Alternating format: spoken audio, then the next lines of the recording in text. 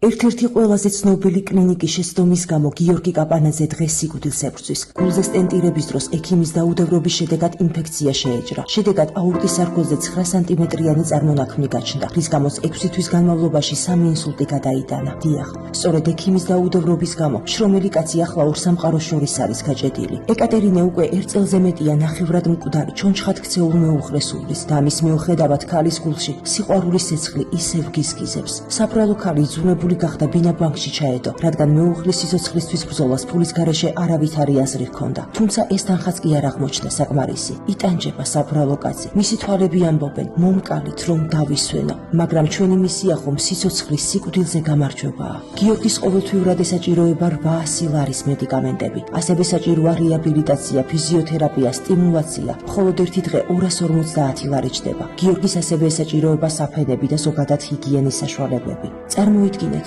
ვაჟკაცი კაცი სამედიცინო საფენების ნაცვლად ჩვებში გახვეული და ეს მხოლოდ და მხოლოდ წყეული უფულობის გამო.